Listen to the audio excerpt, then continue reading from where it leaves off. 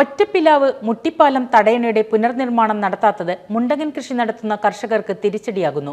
തടയണ തകർന്നതോടെ മുട്ടിപ്പാലം തോട്ടിൽ ജലസംഭരണം നടക്കാത്ത അവസ്ഥയാണിപ്പോൾ. കടവല്ലൂർ, ചാലിശ്ശേരി എന്നീ പഞ്ചായത്തുകളുടെ അതിർത്തിയിലുള്ള ഈ തോടിനെ ആശ്രയിച്ചാണ് താഴാപ്പുറം പാടം, പുറ്റിങ്ങൽ പാടം, കാക്കശ്ശേരി പാടം എന്നീ പാടശേഖരങ്ങളിലെ 400 ഏക്കറോളം നെൽകൃഷി നിലനിൽക്കുന്നത്. പാലത്തിന്റെയും തടയണയുടെയും പുനർനിർമ്മാണവും തോടിന്റെ നവീകരണവും ആവശ്യപ്പെട്ട് കർഷകർ മുട്ടാത്ത വാതിലുകളില്ല. 2 കോടി രൂപയുടെ എസ്റ്റിമേറ്റ് തയ്യാറാക്കി DPR സമർപ്പിച്ചിട്ടുണ്ടെന്നും അടുത്ത ബജറ്റിൽ ഉൾപ്പെടുത്താൻ നിർദ്ദേശിച്ചിട്ടുണ്ടെന്നുമാണ് നവകേരള സദസ്സിൽ കൊടുത്ത നിവേദനത്തിന് ജലസേചന വകുപ്പിന്റെ മറുപടി. നഗര സഞ്ചയ പദ്ധതിയിൽ ഉൾപ്പെടുത്തി നിർമ്മാണം പൂർത്തീകരിക്കും എന്ന് പഞ്ചായത്ത് പറയുന്നുണ്ട്. തോട് നവീകരണ പദ്ധതിക്ക് വേണ്ടി തണത്തറ മുതൽ മുട്ടിപ്പാലം വരെ സർവേ നടത്തുകയും പുറമ്പോക്ക് ഭൂമി കണ്ടെത്തി കുറ്റിയടിക്കുകയും ചെയ്തിട്ട് 2 വർഷം പിന്നിട്ടു.